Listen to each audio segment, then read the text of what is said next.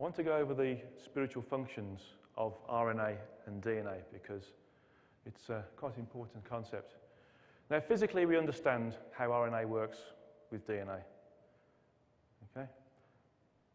The RNA is the medium which transmits the programming in current popular science from DNA to the proteins which are used in cell function. That's the method that tells the cell what to be. This cell is going to be a liver cell, or a heart cell, or an eye cell.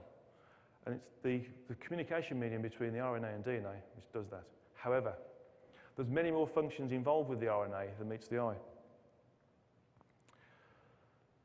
RNA is actually quite a multifunctional piece of development. And it exists in two planes of existence simultaneously. So it exists in the physical, and it exists in the spiritual-physical. And when the human body is created, or the cells are told to be what they are, the information coming from the etheric template in the etheric body gets passed on to the energetic content of the RNA, which then promulgates down to the physical content of the RNA. It then tells the DNA what it's supposed to be. DNA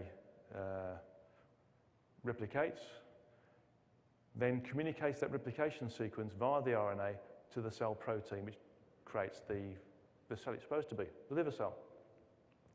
But it's a closed-loop system. So once the liver cell is a liver cell and it's in the right position within the liver, it then needs to tell the etheric template that it's got the right information and it's doing what it's supposed to do.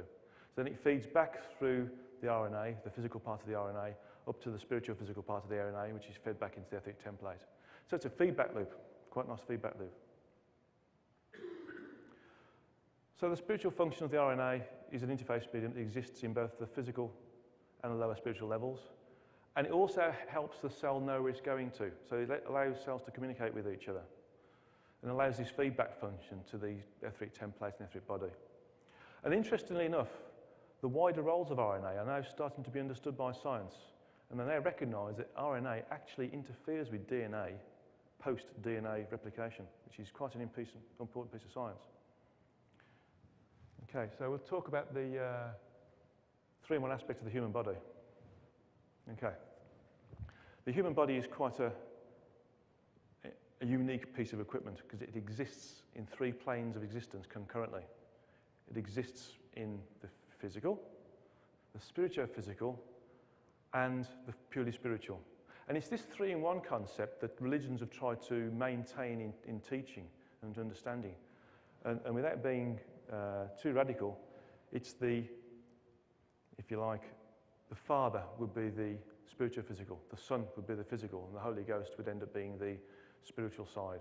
And if you put it further up, the Father would be the source entity, the Son would be us, and the Holy Ghost would be the origin. So there's quite a lot of information there. So before we go to the final piece of information, oops, have I, okay, wrong one. Okay. Before we go into the final piece of communication with the source entity, before we finish, I want to go over karma. Now, karma is a localized decrease in frequency of a specific entity or a group of entities. And we know it slows down evolution, and it stops ascension to the higher frequencies. But karma can be generated, as we know, by poor deeds, but more importantly, by the infatuation or attraction to the lower physical sensory stimuli. Okay? But karma can be good in ascending. And the source entity gave me an example of karma being relevant to a sea anchor. Now, a sea anchor is a parachute that a mariner, a sailor, might put into the water if the length of rope he's got for his anchor, his warp, is not long enough to meet the seabed. But he needs to keep his boat into the wind and into the sea if he's lost his motor function or his sails. He said, so consider the sea anchor as karma, and consider the boat as you being incarnate, and the air as being a higher frequency, and the sea as being a lower frequency. It said that minimal karma might be people who are spiritually aware, if you like. They're starting to understand that the selfless life, the life of service, is the way forwards, And they're starting to renounce certain physical desires, material wealth, material ownership, to enable them to get more closer to God. But little insidious parts of karma sneak in, like fears. Fears of flying, for instance, or turbulence, or fears of driving in cars, or fears of water. And those little things also sneak in and cause attraction to the physical.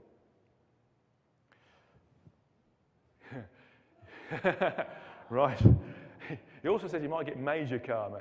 And major karma might be relevant to somebody who's incarnate who really doesn't have any desire to be involved in anything spiritual. Okay? All they're interested in is their material wealth, the material world. You know, I'm not going to be incarnate. I'm going to live life to the full because I'm just here for one go. That's it. And I don't care who I tread over to do it.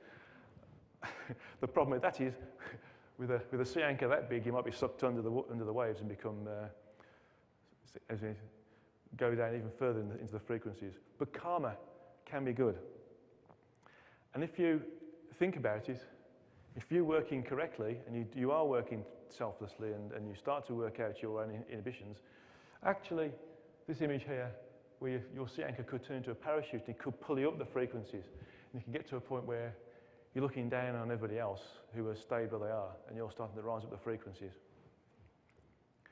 So I'd just like to quickly summarise this information before we move on to a message from the source entity. So the RNA has additional important roles as it passes information from the higher spiritual energy to the lower energy physical body. And the human body is associated with different levels of physical, spiritual-physical, and purely spiritual levels, this 3-in-1 aspect. And the karma is a localized loss of frequency which can affect a group of entities or a specific entity. But it links us to the physical world, basically. But it can be good. And if we work it out right, we understand what it is, we can start ascending the frequencies as a result. But there is no right and no wrong. There is just experience. And if we have an experience which we believe is suboptimal, we don't like it. As long as we understand what the reasons for that experience was and we work forwards with it, then we can turn a potentially bad experience into good evolution and therefore positive karma. Okay, so in finishing the lecture, the source entity wants us to consider the bigger picture. Okay? Every one of us here has a little part of the bigger picture. And we should therefore consider this before thinking what the bigger picture is. Now, my big picture might be equal to this place in Crete, okay? Wonderful area. But doing the work I do, I could get egotistical and think that that's it. And some people do. They think that what they're doing is all there is to it. But actually, that bigger picture is a small part of a bigger picture. If we stand back from that, we can see that actually we don't know that much. And that bigger picture is represented by this nice cuddly dog. Okay? But that bigger picture, if we stand back even further, is relevant to another bigger picture. And that bigger picture is represented by the gentleman whose photo mosaics I've borrowed, Mr. Philip Tyrone. Thank you very much, Philip. But he's even part of a larger picture. So we start to see that our big picture, or what we think we know, is actually quite small. And we can move back further and further and further until eventually we get to the point where we get to the source entity and ultimately the origin. What the source entity said to me is just ask everybody to think about talking to each other about what their big picture is. Because if we can understand somebody else's picture, then we become 2 pictures or 3 pictures together or 4 pictures together, and we start to work together in synchronicity rather than isolation. And in doing that, we need to constantly question our physicality. Okay.